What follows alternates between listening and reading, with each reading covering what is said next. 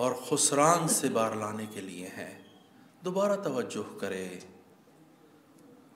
اپنے نفس کے اندر، درون کے اندر دوبارہ غور کرے، اعمال کو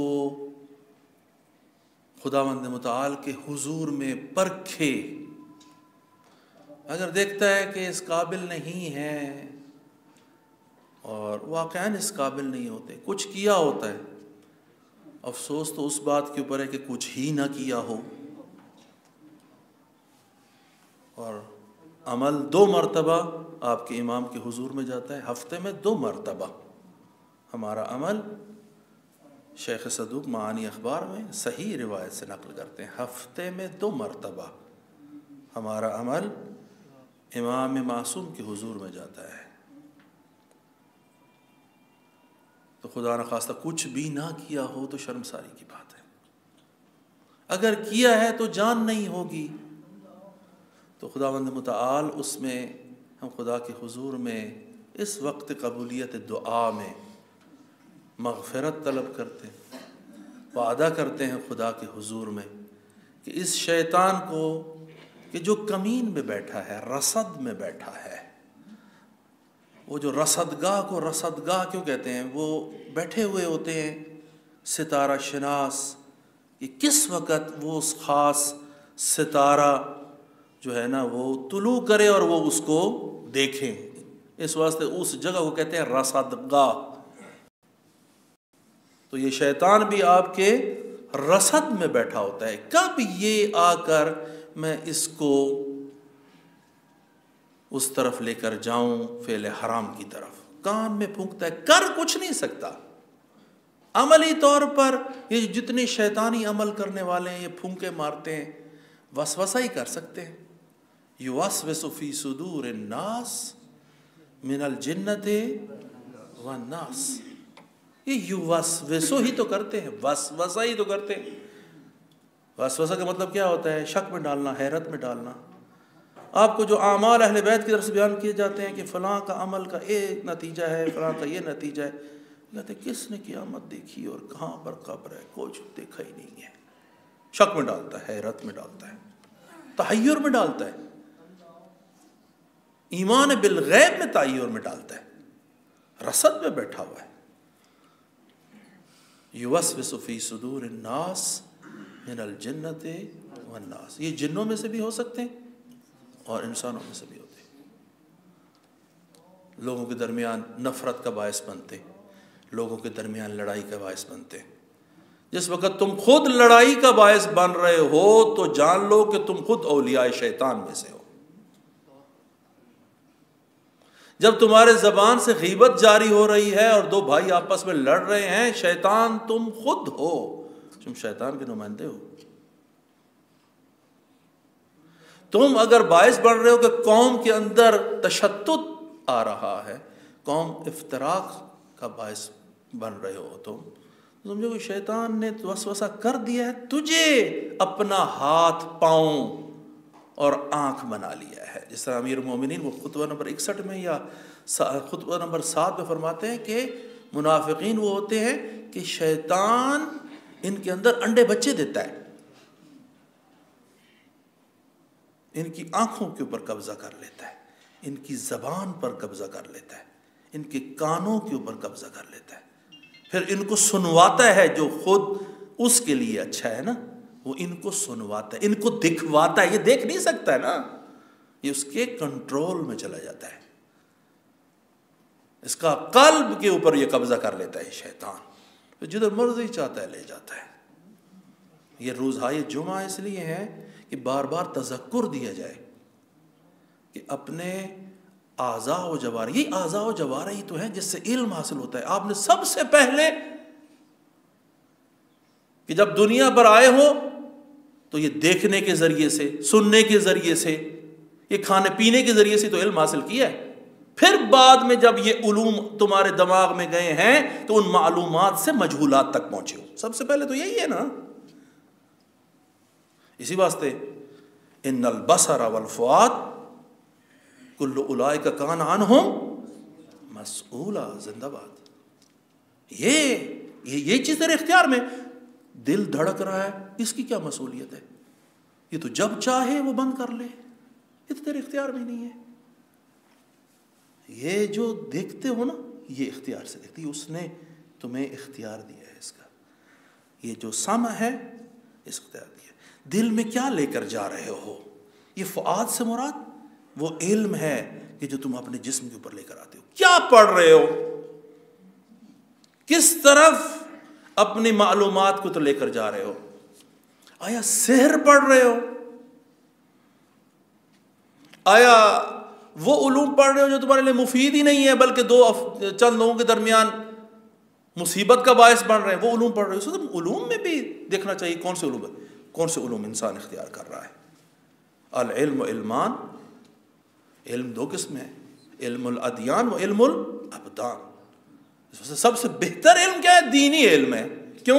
کیونکہ انسان کو یہ ایک قسم کا شارٹ کٹ ہے، یہ سیدھا ہدف تک پہنچاتا ہے۔ اب اس کا یہ مطلب نہیں ہے کہ کوئی سارا کا سارا پاکستان یا سارے کے سارے افراد جو ہے نا وہ سارے آ کر حوزہ علمیہ میں آ جائے، اور کچھ حد تک سب کو دینی علم حاصل کرنا ضروری ہے۔ یہ نہیں ہے کہ سارے ہی اٹھ کے آ کے دینی علم ہی حاصل کرنا شروع کر دیں، اس طرح تو وہ خالی ہو جائے گا باقی حصہ۔ واجب کفائی ہے، ڈاکٹر بھی ہوں واجب کفائی ہے، انجینئر بھی ہوں واجب کفائی ہے۔ لولا نفر من كل فرقة طائفة ليتفقهوا في الدين ولينذروا قومهم إذا رجعوا إليهم لعلهم يحذرون۔ لولا نفر من كل فرقة طائفة، یعنی کیوں نہیں ہر فرقہ سے، ہر جگہ سے، ہر علاقہ سے سارے ہی نہ آ جائیں مدینے میں، کچھ طائفتون۔ یہ نا مثال کے طور پر مدینہ ہے، پیغمبر موجود ہے، تو آپ فیصل آباد والے سارے یا لاہور والے سارے اٹھ کے جی ہم نے سب نے مدینہ، نہیں، ایک طائفہ جائے لیتفقہوا فی الدین، تاکہ وہ دین میں جا کر کیا کرے؟ سمجھ بوجھ حاصل کرے۔ یعنی سمجھ بوجھ ضروری ہے، لولا تحزیزیہ ہے، یہ لولا تحزیزیہ ہے، طلاب یہاں پر موجود ہے، لولا تحزیزیہ یہاں پر، لولا نفر، یہاں پر یہ طلاب آئے ہوئے ہیں مختلف علاقوں سے، یہ اس مصداق کی آیت ہے، اپنی قدر پہچانے، اب مصداق کیا آیا ہے؟ لولا نفر، کیوں نہیں آتے؟ نفور کرنا یعنی جانا، کیوں نہیں جاتے؟ من کل فرقۃ، ہر گروہ سے، طائفۃ ایک چھوٹا سا گروہ، یعنی بڑا سا گروہ ہے اس میں چھوٹا سا گروہ، لیتفقہوا فی الدین، تاکہ دین میں جا کر سمجھ بوجھ حاصل کریں، وَلِيُنذِرُوا قَوْمَهُمْ، واپسی پہ آ کر ان کو انذار کرنا ہے، ان کو بتلانا ہے اور واپس بھی پلٹنا ہے۔ حوضے میں جا کر بیٹھ نہیں جانا کہ حوضے کے اندر ہی مستقل طور پر انسان بیٹھ جائے، وقت صحیح ہے نا؟ لِيُنذِرُوا قَوْمَهُمْ، واپس آ کر اپنی قوم کو ڈرائے، انذار کرے۔ نماز جمعہ کے اندر امام جمعہ کا بھی یہ کام ہے کہ انذار کرے، لوگوں کو بتلائے۔ تو یہ قبل ازیں کے مطالب آپ کو بیان کروں، اپنے نفس کو بیان کر رہا ہوں۔ صلوات پڑھے بر محمد و آل محمد۔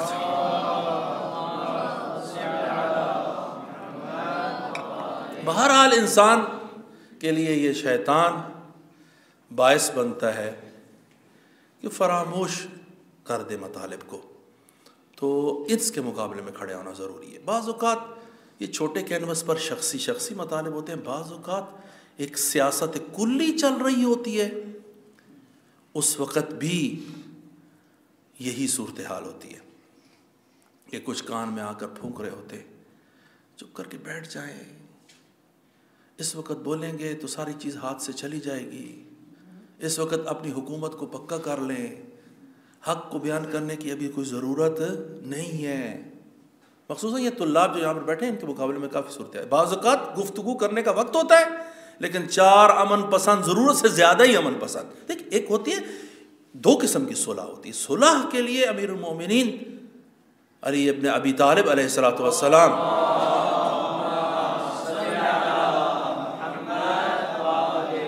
مالک اشتر کو بیان کرتے ہیں اس نامہ معروف میں کہ جب بھی کوئی بندہ تمہارے پاس صلح لے کر آئے اور اس میں رضائے الہی ہو تو صلح کو فوراً قبول کرو، نہ کہ جنگ کے لیے آمادہ ہو جاؤ۔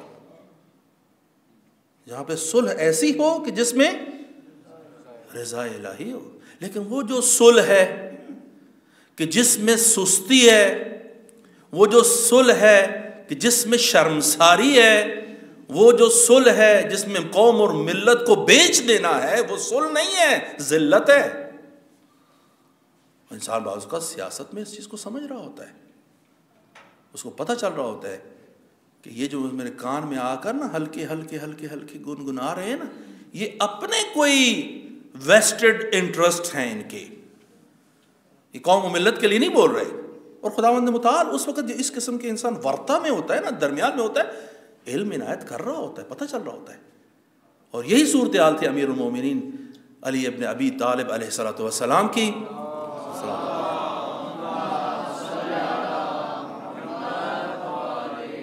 کہ جب طلحہ اور زبیر جا رہے تھے تو بعضوں نے کہا، اگر اس کے اوپر ایک روایت ہے آخر میں بیان کروں گا، تو بعضوں نے یہ کہا کہ آپ ان کو ابھی جانے دیں، ابھی تو آپ کی بیعت ہوئی ہے، آپ کے تو پایہ حکومت بھی مضبوط نہیں ہوئے، اتنا عرصہ گزر گیا، 31-33 سال یا 32 سال جتنے بھی، تو یہ تو ابھی معاملہ چلا ہی ہے، تو آپ ان کو جانے دیں اور ان کو کچھ نہ کہیں۔ تو یہ خطبہ نمبر 6 ہے امیر المومنین کا نہج البلاغہ میں، اس میں فرماتے ہیں، اپنے کو تشبیہ دیتے ہیں، کہتے ہیں کہ ایک جانور ہوتا ہے بجو جسے کہتے ہیں، زابو عربی میں اسے کہتے ہیں بجو، وہ کتے کی طرح ہوتا ہے تھوڑا سا اور لاشخور ہوتا ہے، یعنی جانوروں میں سے سب سے زیادہ بھولا بھالا جانور یہی ہوتا ہے کہ جب اس کے سر کے اوپر شکاری آتا ہے نا تو اس کے جو سوراخ ہوتا ہے اس کے سر کے اوپر بیٹھ کے نا ہلکا ہلکا ہلکا مارتے ہیں۔ تو یہ کانہ عرب میں یہ ہے کہ یہ اپنے آپ کو دیکھتا ہے، اپنے آپ کو کہہ رہا ہوتا ہے، جیسے عرب کہتے ہیں، یہ اپنے آپ کو کہہ رہا ہوتا ہے کہ کوئی بندہ نہیں آیا، چپ کر کے سو جاؤ، کوئی مجھے شکار کرنے کے لیے نہیں آیا، کوئی فرق نہیں پڑتا۔ تو یہ اور اپنے سوراخ کے اندر گھس جاتا ہے تو بالکل آسانی سے سو جاتا ہے۔ جو دوسرے جانور ہوتے ہیں نا، جب ان کے سوراخ کے اوپر آئے تو وہ تیار ہوتے ہیں کہ ابھی حملہ ور آئے گا اور ہم پر حملہ کرے گا، تو وہ حملے کے لیے تیار ہوتے ہیں۔ یہ بہت ہی کو بھولا بھالا ہے، یہ سمجھتا ہے جیسے وہ جب ہماری عرف میں جیسے کہتے کبوتر جب اوپر بلی حملہ کرتی ہے تو وہ اپنی آنکھیں بند کر لیتا ہے، یہ اس کی طرح کی مثال ہے۔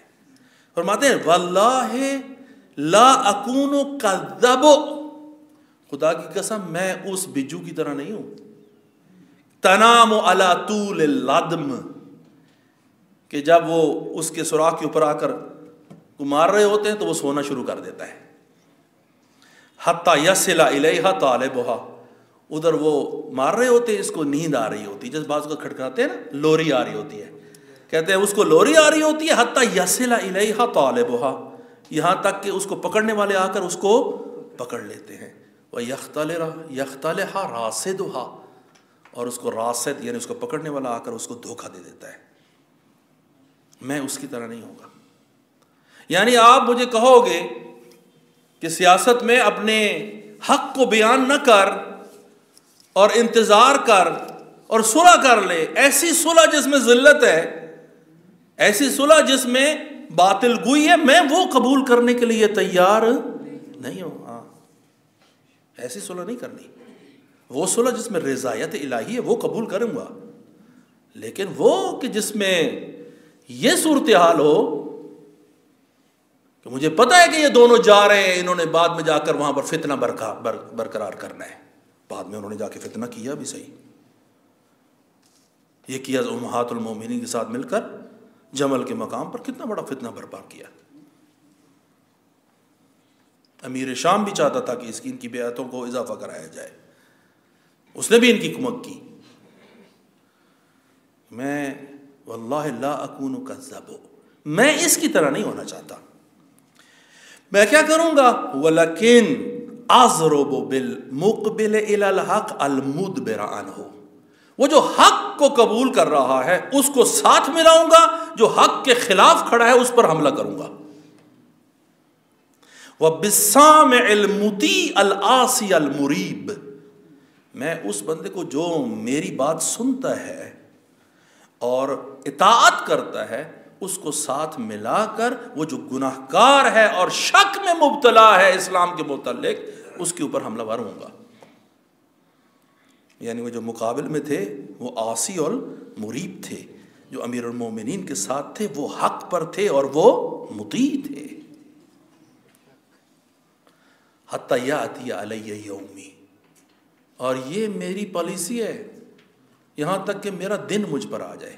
یہ میرا دن مجھ پر آ جائے عربی کہتے ہیں یعنی حتیٰ کہ میری موت میرے سر پر آ جائے، یعنی میں نے ایسے ہی رہنا ہے، یہ پالیسی چینج ہونے والی نہیں ہے کہ آج کا دن اور کل کا دن اور نہیں۔ حتیٰ یاتی علی یومی، یہاں تک کہ میرا دن آ جائے، میرا دن آ جائے یعنی حتیٰ میری موت آ جائے۔ اور یہاں پر ایک جملہ بولتے ہیں فواللہ ما زلت مدفوعا عن حقی مستعصرا علی، خدا کی قسم مسلسل ایسا ہی رہا ہے کہ مجھے میرا حق نہیں دیا گیا، سختی لائی گئی۔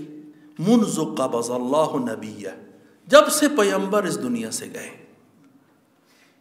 جب سے پیغمبر اس دنیا سے گئے، مدفوعا عن حقی، مجھے میرا حق نہیں دیا گیا، مستعصرا علی حتی یوم الناس ھذا، یہاں تک کہ وہ پہلے تو ایک ایک کر کے کہتے تھے نا، تو یہاں پر لفظ یوم مضاف ہے ناس کی طرف، کہ یہاں پر تو لوگوں نے میری بیعت بھی کر لی ہے، اور جب بیعت کر کے مجھے خلیفہ کا ظاہری جو ہے وہ بنا دیا، پھر بھی میں جب حکم دیتا ہوں تو بات دوسری کرتے ہیں، نہیں اب بھی سلو کر لو۔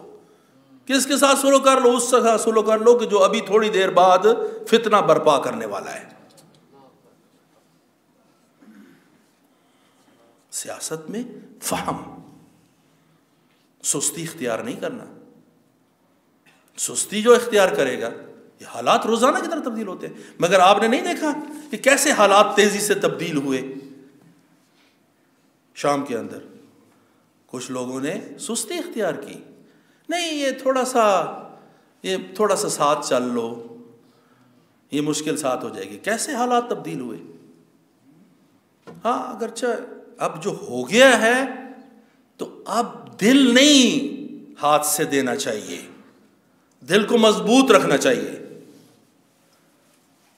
ایک دن ان کا تھا، ایک دن تمہارا ہے، ایک دن تمہارا ہوگا، ایک دن پھر ان کا ہوگا۔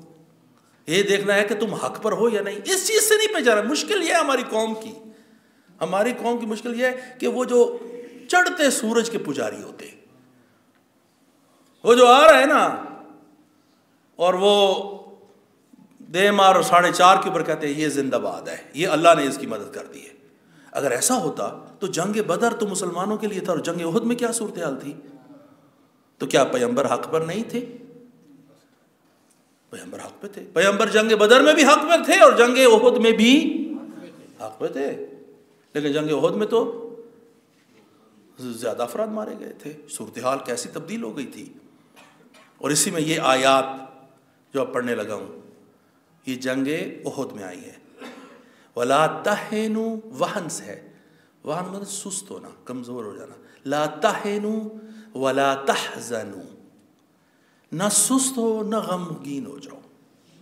وَأَنْتُمُ الْأَوْلَوْنَ إِن كُنْتُم مُؤْمِنِينَ، جیت تمہاری ہی ہے اگر تم کیا ہو؟ مومن ہو۔ یعنی اگر سمجھتے ہو کہ ہار ہو گئی ہے اور تم اپنا ہاتھ پیر پھلا بیٹھے ہو اور سمجھتے ہو کہ صورتحال خراب ہوگی، اس کا مطلب کہ تم ایمان نہیں رکھتے۔ جو ایمان رکھتا ہے اس کے لیے جیت کا دن اور ہار کا دن اتنا فرق نہیں پڑتا، وہ یہ دیکھتا ہے کہ میں اللہ کی راہ پر درست رستے کے اوپر کھڑا ہوا ہوں یا نہیں کھڑا ہوا ہوں، وہ اس کو ترتے ہو۔ لا تہینوا ولا تحزنوا، نہ سست ہو جاؤ اس ہار کی وجہ سے اور غمگین بھی نہ ہو۔ وانتم الاعلون ان کنتم مؤمنین، اگر مومن ہو تم تو جیت تمہاری ہے، تم ہی برتر ہوگے۔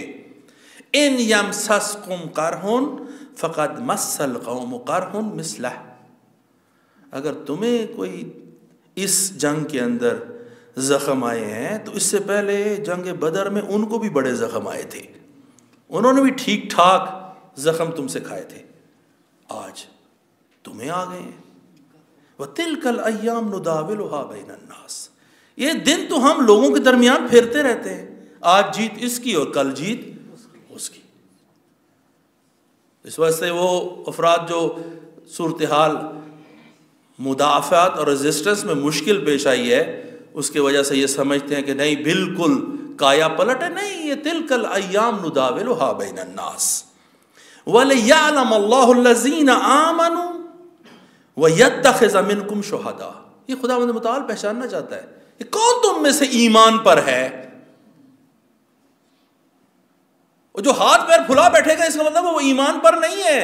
خداوند متعال دیکھنا چاہتا ہے، یہ ہار ہی پتہ چلتی ہے، جیت میں کچھ پتہ نہیں چلتا۔ کہتے ہیں جیت کے تو سارے ہی ہوتے، ہار کا کوئی ماں باپ نہیں ہوتا، اور پتہ چلتا ہے ادھر دوستوں کا بھی پتہ چلتا ہے جب ہار ہوتی ہے، جب ہار ہوتی ہے کون ساتھ کھڑا ہے۔ اور احد میں بھی جب صورتحال اس قسم کی تھی، مشکل تھی، میں ہار نہیں کہوں گا، جب صورتحال مشکل تھی تو پیغمبر کے ساتھ سب سے پہلے جو کھڑے ہوئے تھے شروع سے لے کر آخر تک وہ امیر المومنین علی ابن ابی طالب تھے۔ اللہم صلی علی محمد و آل محمد، اکثر مجالس میں سنتے رہتے ہیں۔ بعد میں کچھ گروہ ساتھ شامل ہونا شروع ہوئے، پیغمبر پر دائیں بائیں ہر جانب سے حملہ ہوتا تھا۔ امیر المومنین یہ بازو تک خون، ہاتھ خون میں غرق تھا، جسم پر خون تھا، تنہا نفر ایک پورے کے پورے فوج کا مقابلہ کر رہا ہو، اور اتنی شدت تھی کہ پیغمبر کو کہتے ہیں کہ پیغمبر کے بعض روایات میں کہ پیغمبر بے ہوش ہو کے گر گئے۔ امیر المومنین نے اپنے ڈھال ان کو دور کیا اور ڈھال میں پانی لے کر آیا، پیغمبر کے چہرے پہ مارا۔ پیغمبر کے آنکھوں کے اندر مٹی وغیرہ چلی گئی تھی نا، تو اپنے خود سے وہ جو نہیں ہوتی جو سر پر پہننے والی ہوتی ہے اس کو لے کے پانی بھر کے لائے، پیغمبر کی آنکھیں صاف کی، اور جب پیغمبر نے آنکھیں کھولی تو جو بھاگ گئے تھے نا ان کے اوپر اتنا غصہ تھا، امیر المومنین کو کہتے ہیں کہ تم بھی کیوں نہیں چلے گئے؟ یعنی ان بھاگنے والوں پر اتنا غصہ تھا۔ اب یہ طالب علموں کے اوپر ہے، وہ ان بھاگنے والوں کے ناموں کو معلوم کریے، کون کون بھاگے تھے۔ روایات میں ہے، سب میں ہے، سب نے لکھا ہے کون کون تھے۔ وہ کچھ بھاگ گئے تھے، کچھ نہیں تھے، کافی سارے تھے۔ اب پیغمبر کو ان کے اوپر اتنی ناراحتی ہے، پیغمبر کے دل کو اتنا ناراض کیا ہے کہ جب امیر المومنین نے ان کے آنکھوں کے اوپر پانی ڈال کے آنکھیں انہوں نے کھولی اور امیر المومنین کے چہرے کو دیکھا تو کہا اے علی تم بھی کیوں نہیں چلے گئے؟ تو امیر المومنین کا جواب تھا، مزاج شرح سے پیغمبر ہے نا، تو کہتے ہیں اکفرت بعد الایمان، کیا میں ایمان کے بعد کافر ہو جاتا؟ سوچنے کی چیز ہے، یعنی اس دن جو کھڑا رہا وہ ایمان پر تھا، جو بھاگ گیا وہ کفر پر پہنچ گیا تھا، تو بعد میں ممکن ہے دوبارہ تجدید کی ہو۔ پیغمبر کو چھوڑ کے جانا، پیغمبر سخت حالت میں ہو، آپ کے النبی اولا، نبی اولا ہے، آپ کی جانوں سے زیادہ اولا ہے، نبی اولا ہے۔ انہوں نے اپنی جان کو زیادہ عزیز جانا، نبی کو اولا نہیں جانا۔ آیت قرآن کا النبی اولا بالمؤمنین من انفسہم، ان کی نفسوں سے زیادہ حق رکھتا ہے کون؟ نبی۔ وہ اپنے جانوں پر اتنا تصرف نہیں رکھتے جتنا نبی تصرف رکھتا ہے۔ تو یہ ہار میں معلوم ہوتا ہے۔ تو یہ اس آیت میں وَلِيَعْلَمَ اللَّهُ الَّذِينَ آمَنُوا، تاکہ خداوند متعال جانے تم میں سے کہ یہ جو سخت موقع ہے اس میں سے ایمان کون رکھتا ہے، وَيَتَّخِذَ مِنْكُمْ شُهَدَاءَ، اور پھر تم میں سے گواہان کو لے۔ بعض کہتے ہیں شہید لے، تاکہ جب شہادت ہوتی ہے تو ارزش مند ہو جاتی ہے وہ چیز۔ تو بعد والے کہتے ہیں کہ ہم نے یہ جیت اتنی مشکل سے حاصل کی تاکہ اس جیت کو برقرار رکھا جائے۔ اور بعض کہتے ہیں شہداء سے مراد یہ کہ نہیں، اس صورتحال کے کہ جس کے اندر اتنے لوگ مارے گئے اس پر گواہوں کو لے، اور تاکہ وہ بعد والی نسلوں کو بتائیں کہ احد میں کیا صورتحال تھی۔ یہ دونوں معنی یہاں سے لیے جا سکتے ہیں۔ واللہ لا يحب الظالمین، اور خداوند متعال ظلم کرنے والوں کو پسند نہیں کرتا۔ وَلِيُمَحِّصَ الَّذِينَ آمَنُوا وَيَمْحَقَ الْكَافِرِينَ، اور دوسرا یہ کہ یہ ہار اس لیے ہوئی ہے تاکہ مومنوں کو محض کرے، محض نہیں خالص کرے۔ تمحص کرنا یعنی خالص کرنا، وَيَمْحَقَ الْكَافِرِينَ۔ وہ کہتے ہیں کہ یہ جو چاند ہے یہ محاق میں چلا گیا۔ وہ محاق کا مطلب کیا ہوتا ہے؟ جب آخری دن ہوتے ہیں نا تو آہستہ آہستہ آہستہ آہستہ لائٹ کم ہونا شروع ہو جاتی ہے، تو وہ محاق میں چلا جاتا ہے، یہاں تک کہ چاند کا نظر آنا کیا ہو جاتا ہے؟ بند ہو جاتا ہے۔ تو یہ جنگ احد اور اس کی جو وضعیت تھی وہ باعث بنی کہ کافرین محاق میں چلے جائیں، ختم ہوتے چلے جائیں، لیکن آہستہ آہستہ بتدریج۔ یہ یمحق الکافرین یہ بتدریج کم ہوتے چلے جائیں۔ ام حسبتم ان تدخلوا الجنہ، یہ سب کے لیے پیغام ہے، سنیں اس کو۔ ام حسبتم ان تدخلوا الجنہ، یہ بڑا آسان ہے کہ جنت تجھے مل جائے۔ ام حسبتم، کیا تم گمان کرتے ہو؟ ان تدخلوا الجنہ ولما يعلم اللہ الذین جاہدوا منکم ويعلم الصابرین، اور ابھی تک آزمائش بھی تم پر نہیں آئی کہ کون جہاد کرتے ہیں اور کون مشکل حالات میں صبر کے ساتھ چلتے ہیں۔ یہ سب مشکل حالات آپ کے لیے بھی ہے۔ آج کل کیا جنگ ہے؟ جنگ روانی ہے، جنگ نفسیاتی ہے۔ کچھ حضرات بیٹھ کر تریبون سے مومنین کو ڈراتے ہیں، جرم ہے ان کا۔ یہ دلوں کو مضبوط رکھنا ضروری ہے۔ کچھ لوگ دلوں کو دھمکاتے ہیں، ڈراتے ہیں۔ یہ آپ دیکھیے گا شام کے اندر جو صورتحال ہے یہ پلٹا کھائے گی۔ یہ سروں کو کاٹنے والا جو اس وقت صدر بن گیا ہے، وہ پہلے والا بھی کوئی اتنا خاص نہیں تھا، اس نے بھی لوگوں کے اوپر ظلم کیا ہوا تھا، لیکن بہرحال اسرائیل کے خلاف اور جو فلسطین کے اندر جو جماعتیں تھیں جو اسرائیل کے خلاف لڑ رہی تھیں ان کے حق میں تھا۔ لیکن یہ اس کو آپ دیکھیں، آپ صورتحال کہ شام کے اندر 25 کلومیٹر، آپ کہتے ہیں 20 کلومیٹر کے فاصلے تک اسرائیل حملہ کر کے قبضہ کر چکا ہے مسلمانوں کے ایریے میں، اور یہ کہتا ہے کہ نہیں، ہم جو ہے نا ان کے خلاف کوئی محاذ کھولنے کے لیے تیار نہیں۔ ہاں، تم محاذ کھولنے کے لیے تیار ہو، کن کے ساتھ؟ اہل بیت کے محبوں کے ساتھ۔ ہاں، ادھر ان کو لڑائی یاد آ جاتی ہے۔ تو کسی نے کیا خوب کہا تھا، اگر کوئی کہہ دے کہ اسرائیل والے سارے شیعہ ہو گئے، یہ سارا حملہ کر دیں گے اسرائیل کے اوپر۔ ارے ان کی دشمنی اہل بیت کے محبین کے ساتھ ہے، اور بعض محبین اہل بیت یہ سمجھتے ہیں کہ ہم نے جو اتنی حمایت کی تھی فلسطین کی، اور یہ کر کیا رہے ہیں ہمارے ساتھ، تو ہم کو کہہ رہے ہیں کہ آپ خالص اسلام کے اوپر ہیں، آپ ہدف کو دیکھیں کہ ہدف کیا ہے۔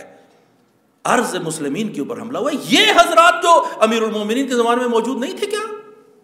یہ خوارج کی صورت میں کہ جب صفین کے اوپر پوری طریقے سے معاملات برابر ہونے والے تھے اور مالک اشتر جا کر ان آخری خیموں کو حملہ کر رہے تھے، تو اس وقت بھی آ کر ان الحکم الا للہ، یہ حکم نہیں ہے مگر کس کا ہے؟ اللہ کا۔ انہوں نے یہ کہا تھا، تو امیر المومنین نے کیا کہا تھا؟ کلمۃ حق یراد بہا الباطل، بات سچی کر رہے ہیں لیکن باطل مراد ہے ان کا۔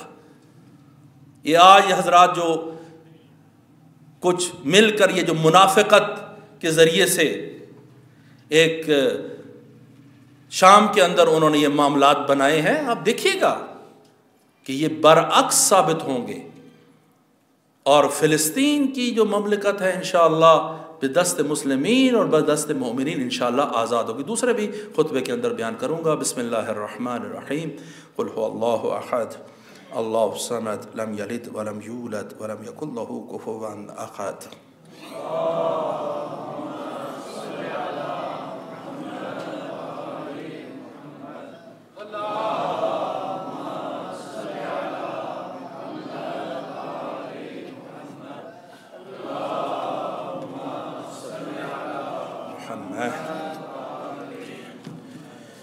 اعوذ باللہ السمیع العلیم من الشیطان اللعین الرجیم، بسم اللہ الرحمن الرحیم، الحمد للہ رب العالمین،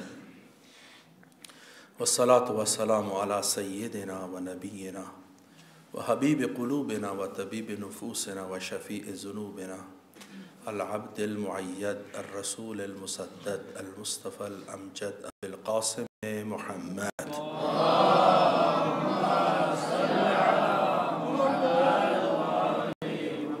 وعلى المخصوص بالوصاية والمنصوص بالولاية إمام المتقين وسيد الوصيين ويعصوب الدين علي بن أبي طالب أسد الله الغالب على كل غالب وعلى الزجاجة التي كأنها كوكب دري سيدة نساء العالمين فاطمة الزهراء سلام الله عليها وعلى الحسن والحسين سيدي شباب أهل الجنة وعلى علي بن الحسين زين العالمين وعلى محمد بن علي باقر العلم بعد النبي وعلى جعفر بن محمد الصادق البار الأمين وعلى موسى بن جعفر الطاهر الطهر وعلى علي بن موسى الرضا المرتضى وعلى محمد بن علي التقي وعلى علي بن محمد النقي والحسن بن علي العسكري والخلف الغائب المهدي روحي وأرواح العالمين لتراب مقدمه الفداء اللهم كن لوليك الحجة بن الحسن صلواتك عليه وعلى آبائه في هذه الساعة وفي كل الساعة وليا وحافظا وقائدا وناصرا ودليلا وعينا حتى تسكنه أرزك توأا وتمتعه فيها طويلا برحمتك يا أرحم الراحمين صلوات بر محمد وآل محمد اوصیکم و نفسی بتقوی اللہ بعد از این کہ حمد و صلات و درود پیغمبر اور ان کی آل پر اور مغفرت طلب کرتے ہیں اس روز جمعہ میں وقت قبولی دعا میں خدا کے حضور میں کہ خدایا بحق محمد و آل محمد ہمارے تمام صغیرہ اور کبیرہ گناہ معاف فرما ہمارے گزشتگان کے صغیرہ اور کبیرہ گناہ معاف فرما اسلام اور مسلمین کو فتح عنایت فرما آپ تمام دوستوں کو وصیت کرتا ہوں پہلے مرحلے میں اپنے نفس خطا کار اور عاصی کو اور پھر آپ تمام مؤمنین اور مسلمین کو تقوی الہی کو خدا ترسی کو اپنے دوسرے دوستوں کو اقربا کو خیال کرنے کی توفیق آپ کو عنایت ہو اور ان کی طرف وصیت کرتا ہوں کہ پیغمبر سے روایت ہے کہ جب تک آپ قطع رحم نہیں کریں گے محبت کرتے رہیں گے قطع رحم نہیں کریں گے رشتہ داروں سے اچھا سلوک کریں گے لوگوں کے ساتھ اچھی برخورد کے ساتھ رہیں گے ہمسایگان کے ساتھ اچھا آپ کا برخورد ہوگا ہمسایوں کے بہت حقوق ہیں جب تک یہ امورات کرتے رہیں گے محبت اور پیار میں رہے گی میری امت تحابو یعنی آپس میں محبت کریں گے صرف مومنین نہیں بما ہوا امت محبت کر رہے ہیں یعنی جو بھی امت محمد میں ہے صلی اللہ علیہ وآلہ وسلم اللہم صلی علی جو بھی امت میں ہے اور پیغمبر کی امت میں کہلاتے امتی ہیں ان کے ساتھ محبت میں رہیں گے تو خداوند متعال آپ کو کبھی بھی افلاس کا روبرو نہیں کرے گا قحط کا روبرو نہیں کرے گا دست نگر نہیں ہوں گے آپ کسی کے لیکن قطع رحم کریں گے عمر چھوٹی ہو جائے گی جلدی بیماریوں کا باعث بنے گا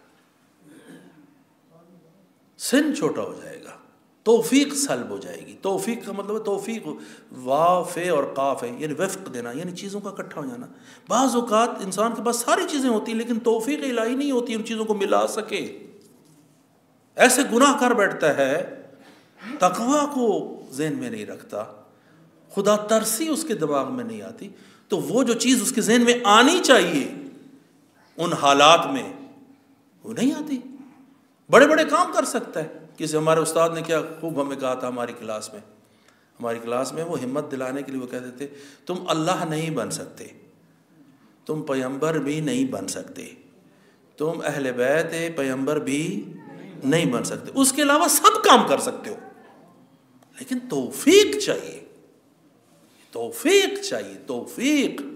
توفیق الہی اور توفیق الہی ان کو شامل حال ہوتی ہے جو تقوی پیشہ کرتے ہیں تقوی اختیار کرتے ہمارے ہاں آپ دیکھیں میں بعض اوقات یہاں پر جاتا ہوں آپ بھی ہمارے یہاں پہ کچھ دوست ہیں جو پاک عرب کے اندر رہتے ہیں باقی جگہوں پہ جاتے ہیں وہ جو صبح کے ٹائم وہ چلا دیتے ہیں موٹر، پانی کی موٹر چل رہی ہوتی ہے، پانی ضائع ہو رہا ہوتا ہے، اطراف کے لوگ، ادھر سڑک گندی ہو رہی ہے، پانی ضائع ہو رہا ہے. بھئی یہ پانی فلو تمہاری ٹینکی بھر گئی ہے، لیکن یہ پانی ضائع ہو رہا ہے. آپ لوگوں نے یہ اس طرح سے بے جا اسراف کر کے لاہور کے اندر وہ جو پانی کا جو لیول ہے وہ اس کو نیچے کر دیا ہے. جو 150 فٹ پہ پانی ملتا ہے اب 300 فٹ سے بھی نیچے چلا گیا ہے. وجہ کیا ہے؟ اسراف. حمام میں جاتے ہیں تو پانی کو بے جا مصرف کرتے ہیں. شادیوں میں دیکھیں، شادیوں میں کیا کرتے ہیں؟ جہاں پر ایک کھانا سادگی کے ساتھ ہو سکتا ہے وہاں پر قضائی قسم کے کھانے صرف کیے جاتے ہیں. کیا ہم اس کو تبدیل نہیں کر سکتے اکٹھے مل کے؟ آیا ان شادیوں کو جو اتنے بڑے بڑے ہالز میں ہوتی ہیں، آیا کمیونٹی سینٹرز بنا کے ان کو سادگی کے ساتھ نہیں کیا جا سکتا؟ یہ میں آپ کو بتا دوں، اگر ایک کا رشتہ دار جسے کہتے ہیں نا وہ ٹھیک ٹھاک ہے، وہ بڑی شادی کرے گا، تو جو اس کا رشتہ دار دوسرا ہے نا وہ قرضہ لے کر بھی کہے گا کہ میں قرض لے اس کے میں نے برابر پہنچنا ہے. تو وہ جو مالدار ہے اس کو پہلے سے ہی سمجھ سے کام لینا چاہیے کہ اگر میں یہ معیار اوپر رکھ دوں گا تو دوسرے والا بھی اپنے آپ کو زندگی بیچ کے اس جگہ پر جا کر پہنچائے گا. فائدہ کیا ہے؟ تم اپنے آپ کو یہ جو اوپر والے پیسے ہیں یہ کچھ سے بہتر کام کرو. کیوں چشم ہم چشمی کا باعث بنتے ہو؟ واللہ لا یحب المسرفین. یہ لا یحب کا مطلب ہے حرمت ہے. لا یحب کا مطلب یہ نہیں کہ اللہ پسند نہیں کرتا، صرف یہ عدم پسندیدگی حرمت پر دلالت کرتی ہے. یہ واللہ لا یحب المسرفین یہ نہ ہو کچھ کہے کہ یہ تو صرف یہ کہ واللہ لا یحب الظالمین، اللہ ظالموں کو پسند نہیں کرتا. مطلب ظلم کوئی فرق نہیں پڑتا، بعض اوقات ہو جائے تو کوئی حرج نہیں ہے. نہیں، حرام ہے ظلم کرنا.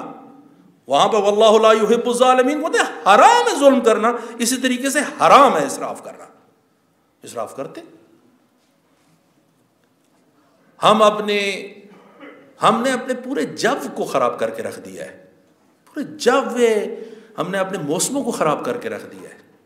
ہم نے اپنے حالات شہر کو برباد کر دیا. لاہور کے حالات کیا ہو گئے اس وقت؟ حکومت بھی کچھ نہیں کرتی. آپ کہیں نا کہ حکومت بھی کچھ کرتی ہو، ان کو بھی اس سے کچھ نہیں ہے کہ شہر کس طرف جا رہا ہے. یہ پچھلے دنوں پہ جی اسکولوں میں چھٹیاں دے دو، بس یہی ہے.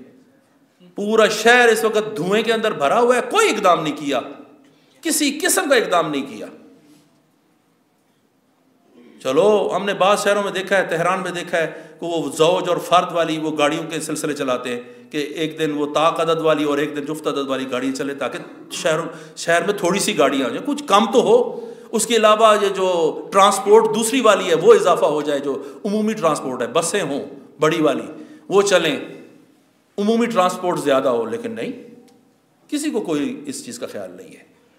صرف ان کے پیٹ بھرتے رہے. شہر کی وضعیت خراب ہے، شہر کے حالات خراب ہیں. اس کے بعد لوگوں کو بیماریاں پھیل رہی ہیں، خارش کی بیماریاں ہو رہی ہیں، فلاں بیماریاں ہو رہی ہیں. نہ محکمہ صحت والوں کو خیال ہے نہ دوسروں والوں کو خیال ہے. ہم کھانے پینے کی حد تک بھی اسی طریقے سے ہیں. اب آپ دیکھیں مثلا ماؤں کے لیے کیا ہے، وہ پہلے زمانے میں مائیں خود دودھ پلایا کرتی تھی. اب کیا ہے، وہ جی تھوڑا سا بڑا ہو جی ہماری زینت خراب ہوتی ہے، بچوں کو وہ دودھ کیا ڈبے کا لگا دو، ڈبے کے دودھ کے اوپر لگا دو. والوالدات یرضعن اولادهن حولین کاملین. اور دوسری آیت ہے وحملہ وفصالہ 30 شہرا. یہ حمل و فصال 30 ماہ میں، تو یہ 24 ماہ یہ اور جو 30 ماہ، یہ 24 کو 30 سے نکالے تو 6 مہینے بچتے ہیں، یعنی اقل حامل 6 ماہ ہے. اس واسطے یہ کہتے ہیں اگر جو 9 ماہ تک بچہ ماں کے پیٹ میں رہتا ہے تو 21 مہینے تک وہ دودھ پیے، اور جو 6 ماہ تک ماں کے پیٹ کے اندر رہا ہے وہ 24 ماہ 2 سال کامل. تو دوستو ہم نے جو اولویتیں ہیں وہ تبدیل کی ہیں. ہم نے اپنی اولویتوں کو تبدیل کر کے رکھ دیا ہے. ایک اور چیز جو ضروری ہے کہ آج کے درس میں کافی مطالب کافی آگے چلے گئے اور ٹائم اختتام پہ ہے، تو جو ضروری امر ہے وہ بتانا ہے پارہ چنار کے متعلق کہ پارہ چنار کے اندر ہمارے مومنین اس وقت، ہم نے بار بار نماز جمعہ سے کہا ہے، باقیوں نے بھی کہا ہے، لگتا ہے کہ یہ معاملہ سیدھا ہونے والا نہیں ہے سیدھے طریقے سے۔ وہی جو پرانے زمانے میں انگریز قوم والے جب یہاں پر آتے تھے تو حملہ کرنے کے لیے کہتے تھے آپ سب سے پہلے نا سب سے اسلحہ جمع کر لیتے تھے۔ اب یہی کام کہا گیا ہے پارہ چنار والوں کو، سب سے اسلحہ جمع کر لو۔ اسلحہ جمع کر لو کن سے؟ پارہ چنار والوں سے۔ یہی کام حزب اللہ والوں کو بھی کہا گیا تھا، حزب اللہ والوں سے اسلحہ جمع کر لو۔ کیوں؟ تاکہ بعد میں ان کو اکٹھا پکڑ کے ان کو مار دیا جائے۔ تین طرف سے وہ گھرے ہوئے ہیں، تین طرف سے۔ اگر آپ پارہ چنار کی موقعیت جغرافیائی کو دیکھیں، تین طرف سے افغانستان ہے اور ایک طرف سے پاکستان، اس کو چھوٹے سے رستے سے ٹل والے ایریے سے وہاں سے پاکستان سارا اس کو لگتا ہے۔ تین طرف سے ان کے اوپر حملہ ور ہے۔ ایک طرف پاکستان والوں نے خود روکی ہوئی ہے، کہتے ہیں پہلے اسلحہ ہمیں دو پھر یہ ہم رستہ تمہارے لیے کھولیں گے، نہیں تم مرتے رہو یہاں پر۔ اور شرم نہیں آتی ہے خیبر پختونخوا کے اس ترجمان کو، بیرسٹر سیف ہے کیا نام ہے اس ملعون کا، کہ وہ یہ کہتے ہیں نہیں وہاں پر دوائیوں کا کوئی مسئلہ ہی نہیں ہے۔ 29 بچے مر گئے پچھلے دنوں، 29 بچے۔ یار آپ غزہ کو ہم روتے ہیں، ہاں ٹھیک ہے غزہ میں بھی ظلم ہوا ہے، یہ ظلم آپ دیکھ رہے ہیں، یہ آپ کی چند قدم کے اوپر یہ ہو رہا ہے، مومنین مارے جا رہے ہیں۔ مسئلہ کیا ہے؟ زمین کا مسئلہ تھا، وہ جن کا زمین کا مسئلہ وہ آپس میں ٹھیک ہو گئے ہیں۔ یہ کوئی فرقہ وارانہ شیعہ سنی کا مسئلہ نہیں تھا، زمین کا مسئلہ تھا، وہ آپس میں سیٹل ڈاؤن ہو گیا ہے۔ ان کو ہر طرف سے بند کیا ہوا ہے۔ کہتا ہے وہ جو خیبر پختونخوا والا جو ہے وہ بیرسٹر صاحب کہ نہیں جی وہاں پر دوائیوں کا کوئی مسئلہ نہیں ہے۔ یہ تو ہم کہتے ہیں وہ فیصل عیدی کو خدا تعالیٰ اس کو جزائے خیر دے، وہ پورا کا پورا ہیلی کاپٹر لے کے گیا ہے، جہاز لے کر گیا ہے، وہاں پر دوائیاں اس نے دی ہیں وہاں پر۔ 29 بچے مر گئے دوائیوں کے نہ ہونے کی وجہ سے۔ افغانستان کے تمام اطراف سے رستے بند ہیں، ایک ہی رستہ ہے جو ٹل کے ایریے سے آتا ہے، وہ کن کے لیے سامان لے کر جاتا ہے؟ صرف فوجیوں کے لیے، چند ایک فوجیوں کے لیے، مالٹے لے کر جاتا ہے، کیلے لے کر جاتا ہے، ہاں عام لوگوں کے لیے کچھ نہیں ہے۔ گندم تمام ہے، چیزیں موجود نہیں ہیں، لوگ بھوکے مرنے پر آئے ہیں، سٹارویشن ہے، قحط سالی قات کی صورتحال ہے۔ پھر ان کو کہا جاتا ہے کہ آپ کے لیے رستہ تب کھولیں گے کہ جب اسلحہ ہمارے حوالے کرو۔ یہ آپ اسلحہ، میں مومنوں کو مخاطب کر کے آپ اسلحہ ان کے حوالے کریں گے تو پھر آپ کے ساتھ جو حال ہوگا آپ دیکھیے گا۔ آپ کی حفاظت کرنے کے لیے کوئی موجود نہیں ہوگا۔ یہ ابھی تک کیا کر سکے ہیں؟ اگر یہ لینا چاہتے تھے اسلحہ، اگر ان سے واپس لینا چاہتے تو ابھی تک آپ لوگوں نے کیا کیا ہے؟ پہلے ان کو امنیت تو فراہم کرتے۔ ایک ہی رستہ بند ہو گیا، کوئی اس کو کھولنے والا نہیں ہے۔ اور خیبر پختونخوا کی حکومت آپ دیکھیں، ان کو جوں نہیں ریگتی ان کے کان کے اوپر۔ وہ صرف اور صرف بیٹھے ہوئے ہیں کہ آ کے وہاں سے آتے ہیں عمران خان سے گفتگو کرنی، پھر چلے جانا، پھر اسی کام میں لگے ہوئے ہیں۔ زندگی اور موت کا مسئلہ ہے، رستہ وہاں کا کھلنا ضروری ہے۔ جو ہے نا وفاقی حکومت اور نہ صوبائی حکومت، وہ راجہ ناصر صاحب کو اس کے اندر سینٹ پیٹ رہے تھے، قومی اسمبلی کے اندر کچھ لوگوں نے گفتگو کی، یہ کیسی قومی اسمبلی ہے، یہ کس قسم کا سینٹ ہے جو وہاں پر بندہ آتا ہے، یہ تو تقریر میں بھی کر لیتا ہوں یہاں پر، یہ تو نتیجہ کچھ بھی نہیں ہے، جا کے سینٹ میں گفتگو کرو تب بھی کوئی نتیجہ نہیں ہے، اسمبلی میں جا کے بات کرو کب کوئی نتیجہ نہیں ہے، تو کس کے ساتھ جا کے ٹکر مارے؟ ساری کی ساری قوم کہہ رہی ہے ناراحتی ہے ہمیں جانب سے، وہاں پر مسئلہ شیعہ سنی والا نہیں ہے، اس مسئلے کو راستے کو کھولا جائے کسی طریقے سے تاکہ لوگوں کو وہاں پر ساری کی ساری ضروریات زندگی میسر ہوں۔ خداوند متعال سے دعا ہے، خداوند متعال بحق محمد وآل محمد جو ہے ان مومنین کی جو وہاں پر موجود ہیں ان کی مشکلات حل فرمائے۔